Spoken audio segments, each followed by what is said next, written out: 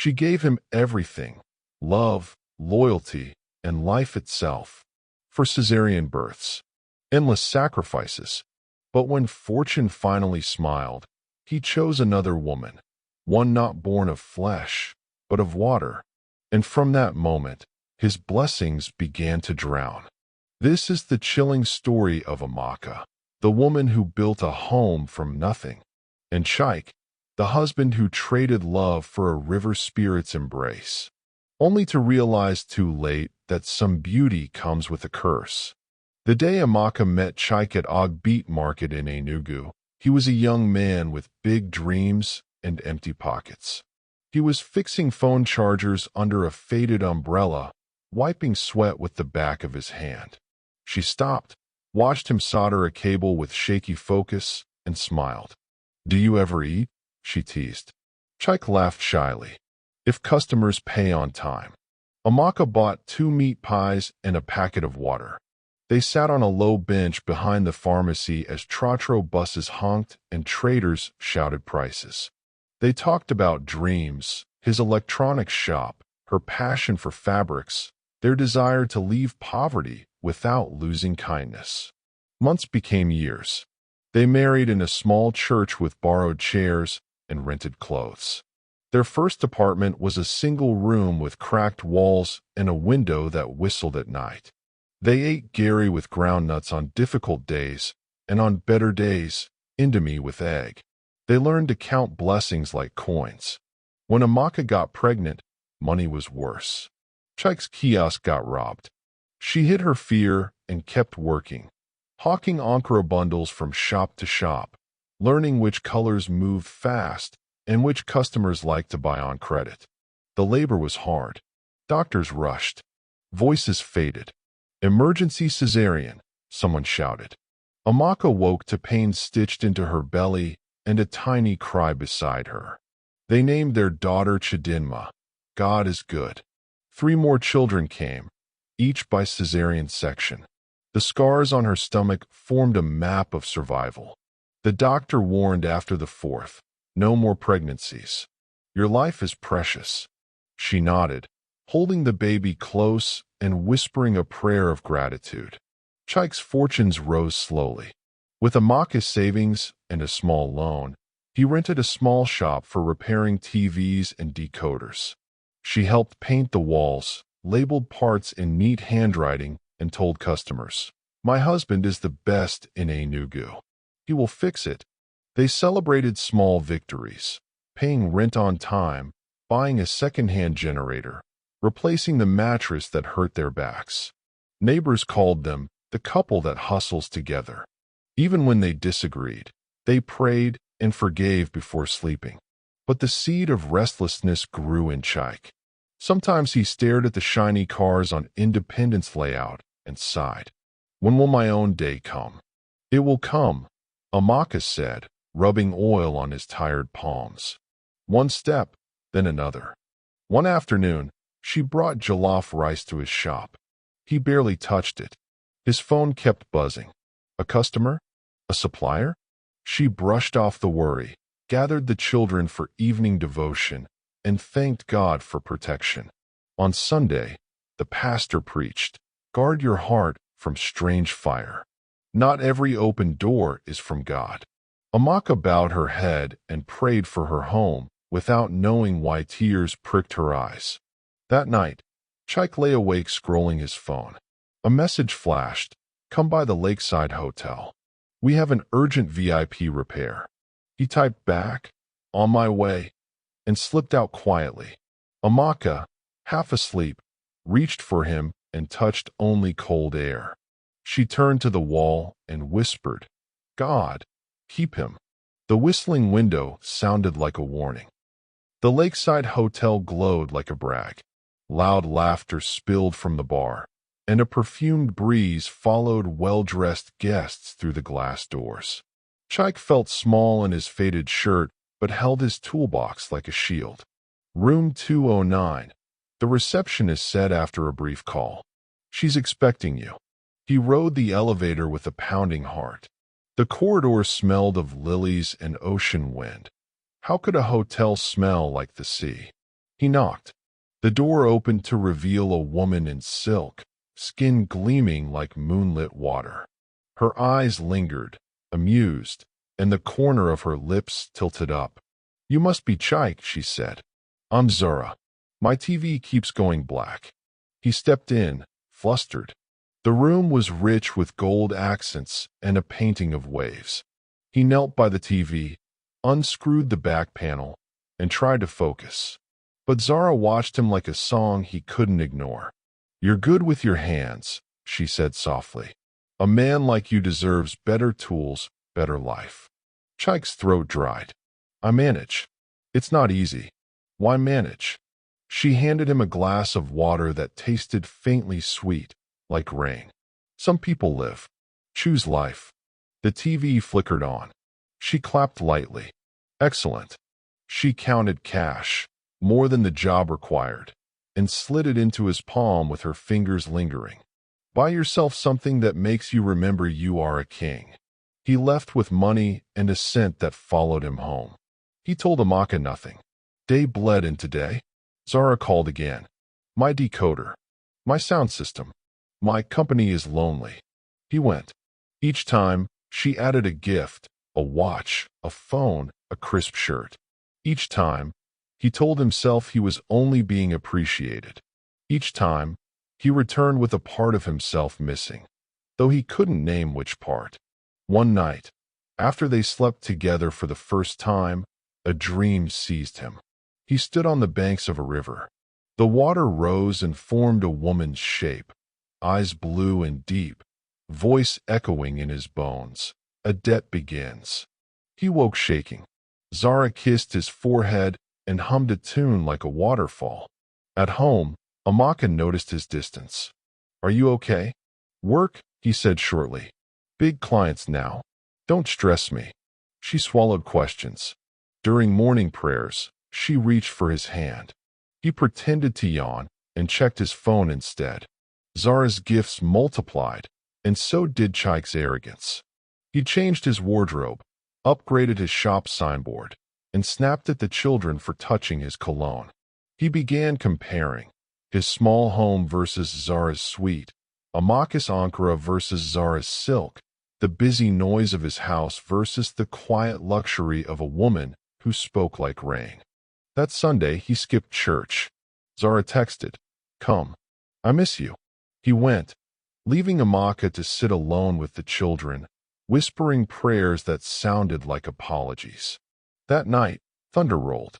Amaka dreamed of a river bursting into their sitting room, lifting the family Bible and drowning the photos on the wall. She woke with a scream, heart pounding. In the next room, the children stirred. Chaik snored, phone glowing beside him, a blue dot pulsing like an eye. The first blow came on a Tuesday. "Where were you?" Amaka asked, voice calm but trembling. "You said you went to fix a TV, but I called the customer. He said you never came." Chaik's eyes hardened. "So you now spy on me?"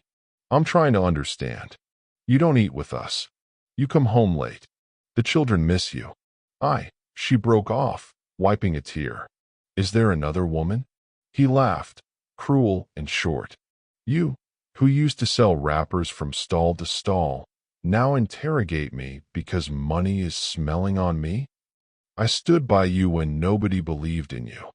"Exactly," he snapped. "I am tired of your pity life. Tired of managing." "Zara." He froze, realizing he had said her name. The room went cold. "Zara." Her voice dropped. "Who is Zara?"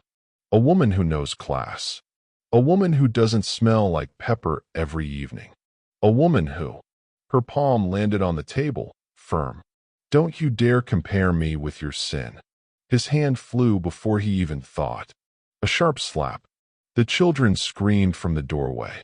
Amaka staggered back, eyes wide, a red mark blooming on her cheek. "Daddy!" Chidima cried. "Why did you hit Mama?" Chaik turned away, ashamed for 1 second. Then pride returned like a mask. "Go to your room." That night, neighbors whispered. Amaka sat on the edge of her bed, fingers on her scarred stomach, praying through clenched teeth. "God, I will not curse. Fight for me. She slept with tears dried into salt. Chaik slept at Zara's. She welcomed him with a smile that didn't reach her eyes. After they made love, Chaik felt a strange heaviness in his chest. His right arm tingled. His laughter sounded far away, like it was leaving. What's happening to me? Change always costs, Zara said, stroking his hair. Don't worry. You are becoming the man you were meant to be. In the morning, customers returned laptops he repaired. It failed again. It's worse now. His hands, once steady, fumbled screws. He grew impatient and shouted, chasing business away. He blamed Amaka for distracting him, the children for noise, the church for prayers that didn't work. One evening, Amaka stood at the door. Chaik, listen to me. I had a dream. A river. He shoved past, the smell of an expensive perfume trailing him. Keep your village dreams. She held his shirt gently. Please. Whatever this is, stop it before it consumes you. He shook her hand off with force. She hit the wall. Pain tore through her old scar. She gasped and sank to the floor, eyes clouded. The children ran, crying. Chaik froze, horror crossing his face. For a breath, the real Chaik returned. He bent to help. Then his phone buzzed. Zara, I'm waiting. Come now. His face darkened again. He stood, grabbed his keys, and left them in the sitting room. The woman who gave him 4 children, the children who once believed his hands could fix anything. The compound gate creaked shut like a verdict. Zara rented a flat for Chaik and insisted he move. You need space to grow, she said, walking barefoot on tiled floors as if water whispered beneath. Your wife is holding you back. Chaik, weak and dazzled, obeyed. He carried a suitcase of clothes and left the family photos hanging on Amaka's wall like orphans. At night, he woke to the sound of waves though they lived far from any shore. Sometimes he found the bed damp. He blamed a leaking air conditioner until one morning he saw water beating on Zara's shoulder when she had not bathed. It rolled like pearls and soaked into her skin. What are you? He asked, half laughing, half afraid. She smiled without humor. A woman who gives you everything you want. Are you human? She covered his mouth lightly. You think too much. That week, his right hand failed him again. A screwdriver fell with a clatter. His partner withdrew their small savings from the business. The landlord served a notice for noise after a midnight argument. Friends stopped taking his calls. When he walked past mirrors, his reflection looked faded, like a photocopy of a man. He staggered to church one afternoon when no one was there. He knelt in the last pew, face in his hands. God, I messed up. Help me. A breeze rustled the open window. He felt a softness on his shoulder like a mother's hand. He stood to go home, to apologize, to repent. He got to the compound gate of his family house, and his knees buckled. Breath vanished. His chest turned heavy. He clung to the gate and gasped. An invisible force pushed him back, as if the very ground refused him. He fell to the dusty lane and wept. A Kiki driver stopped. Brothers, you day okay? Take me. To Old Park, Chaik whispered. Not home. Not yet. Night. Zara waited, face as calm as a lake. You tried to leave me. She walked in a circle around him, humming. The room grew colder. You are tied to a covenant you do not understand. I didn't agree to any covenant. Every pleasure is a contract, she said gently. Each time you came to me, you paid a price. Strength for softness, joy for moment, favor for perfume. Don't pout, my dear. You're not the first. Release me. She laughed like water slapping rocks. You belong where the river flows. He thought of Amaka, her tired smile, the children's drawings on the fridge, the white scars on her belly. Shame stabbed him. I choose my family. Choice. Her eyes flashed blue. Go then. He ran. Outside, rain pounded hard. He reached the road and watched a bus splash through a puddle and drown his phone in brown water. He tried to call. It died. Lightning slashed the sky. He never made it home. Weeks blurred. Zara moved into full control. She kept Chike's ATM card and rationed him cash like a child. "You waste money," she said, tapping his forehead. "Let me think for both of us." She scolded him in public. "Didn't I tell you not to wear that shirt? You're embarrassing." He obeyed, pulling the collar straight while strangers watched and snickered. One afternoon, she slapped him for forgetting to iron her dress. The sting burned, and his eyes filled.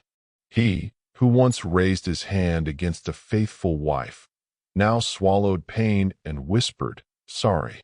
The humiliation settled like a chain around his neck. Sometimes he saw her reflection in the wardrobe mirror, scaled cheeks, gills fluttering at her neck, teeth sharp. He blinked and found a beautiful woman again, oiling her legs. He wanted to run. His legs felt like sacks. He tried to repair a client's TV. The screws slipped through his numb fingertips. "What's wrong with you?" the client snapped. "You used to be the best." He shrugged, ashamed, and offered a discount he could not afford. By night, he counted losses and stared at the ceiling while water dripped from somewhere he could never find. One evening, he stumbled out and went to his old compound, determined to beg. Amaka opened the door carefully. They stared at each other across the ache. "I'm sorry," he said, voice breaking. "Please, help me." The children peeked from behind her. Their faces were older in a way pain ages the young. Amaka's eyes filled, but her voice was steady. "I prayed for this day. I will always wish you well, Chike. But you cannot come in. Please. I'm dying." "You left us to drown," she said softly. "Now you need to learn how to breathe again. Seek God. Seek help. When you stand on your feet, not as a beggar, not as a liar. Come and apologize to the children properly. Then go and rebuild your life." He reached for her hand. An invisible weight dragged him back. The air thickened. He staggered. She flinched, as if she saw something he couldn't. For a second, she looked past him toward the street, eyes narrowing, like someone watching a shadow move. "Leave, Chike," she whispered. "For your own sake." He left. Zara was waiting by the gate like a storm. "So you went to the mud house. Don't talk about my home like that."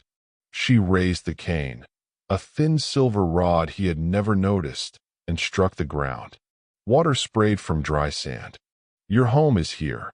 He bowed without meaning to. Somewhere far inside, a boy who once fixed wires and believed in love screamed for help. No one heard. Pain taught Amaka a new language.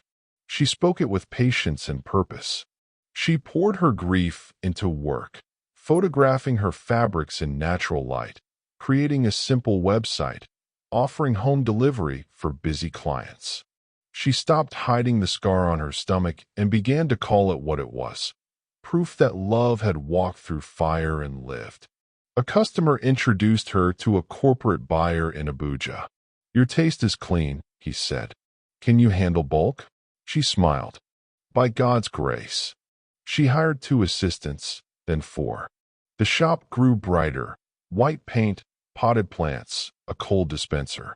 Laughter returned like a song she had missed. At a fashion expo, a man stood quietly near her stall, watching how she arranged colors and how customers relaxed around her. He was tall, with salt and pepper hair and soft eyes that looked as if they had seen storm and chosen stillness. He bought fabrics he didn't need and came back the next day, unashamed. "I'm Desmond," he said simply. "I came for quality. I stayed for you." She laughed, surprised. "I'm not for sale." "I know, but may I invest in your dream?" Investment began as storage space and delivery vans. It became advice, then partnership.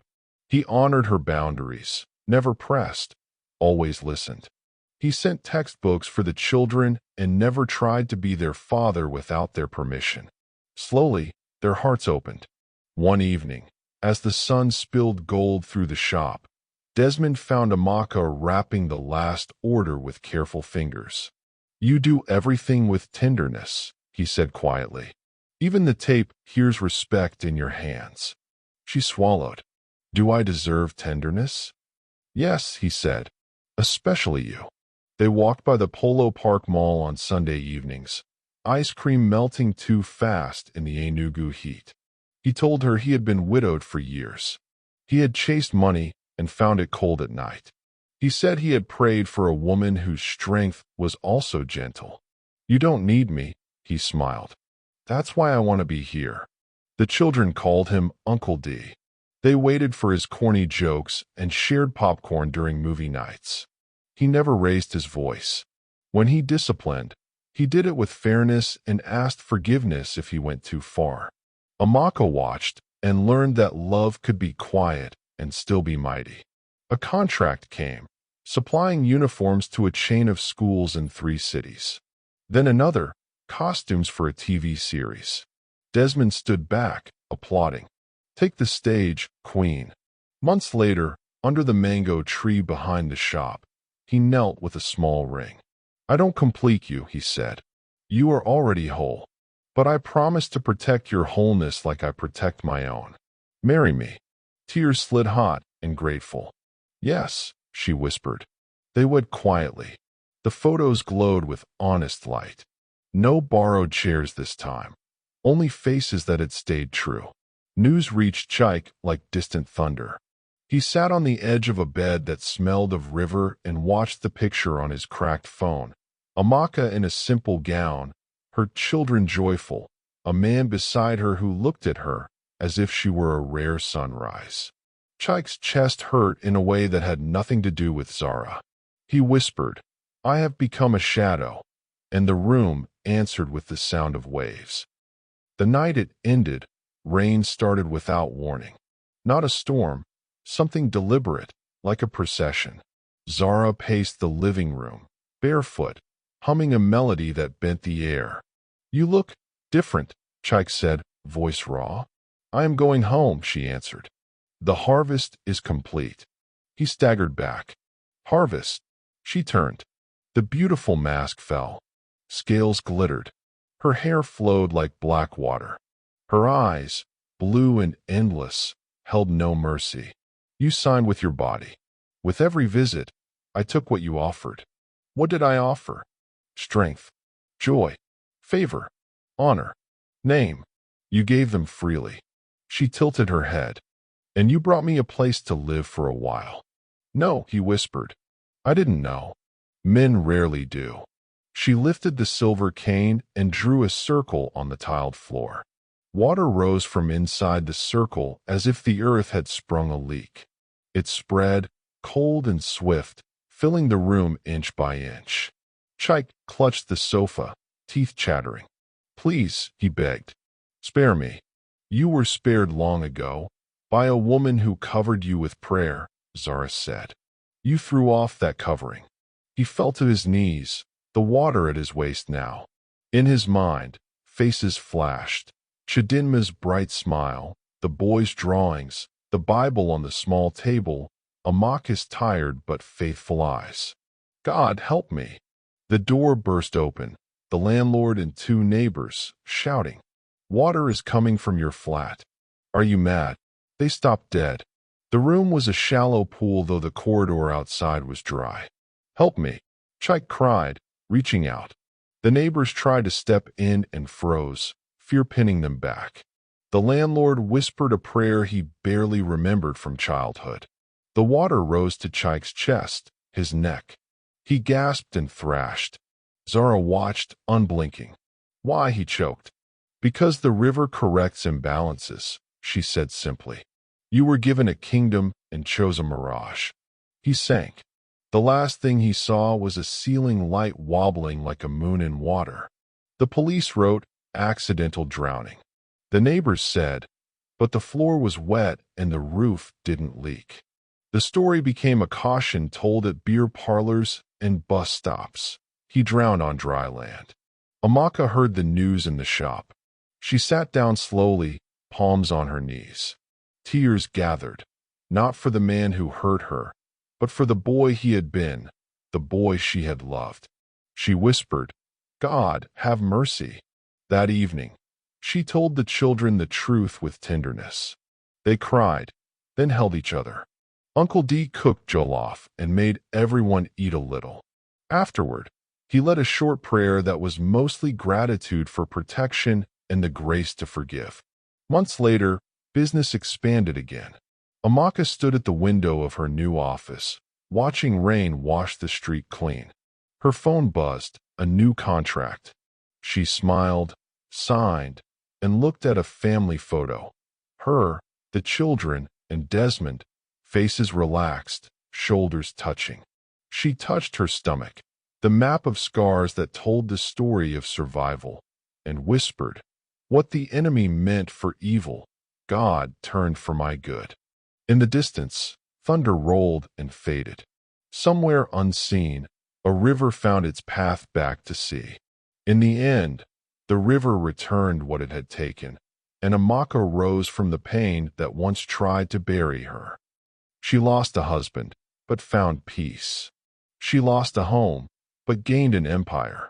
And when love returned, it came pure, without deceit, without scars. To every woman who has loved and suffered, remember, storms don't drown queens. They only teach them how to reign. If this story moved you, type "Justice Always Comes" in the comments. Don't forget to like, share, and subscribe for more unforgettable African stories of love, betrayal, and redemption.